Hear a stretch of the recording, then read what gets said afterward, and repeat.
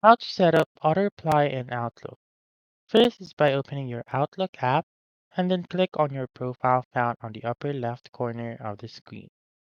Go ahead on Settings right here and then click on your account right here.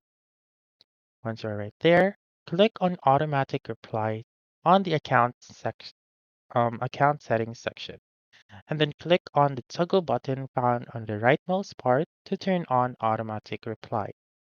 You may choose either to reply to everyone or reply only to my organization. You may also type in different replies if you want to, just like this one, and type in the reply that you want or the message that you want. Once you have done that, simply click on the check button found on the upper right corner of the screen, and then there you go. That's how you can set up auto reply in Outlook. So that's all for this video. Let me know in the comments section if this works out for you. For more helpful tutorials like this, please subscribe to our channel and don't forget to click that notification bell. Thank you for watching and have a wonderful day.